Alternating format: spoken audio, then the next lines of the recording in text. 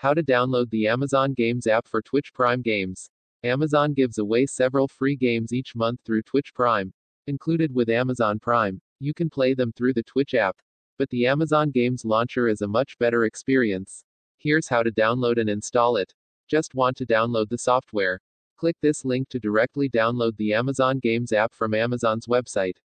The Amazon Games app is much better than Amazon's older Twitch app for downloading and playing these free games.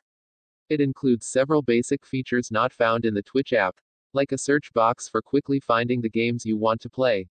Finding this link shouldn't be complicated, but is. Amazon has no main download page where you'll find a download link for the launcher. Read on and we'll show you where Amazon hides the link on its website. To download the launcher, head to the Twitch Prime Games and Loot page.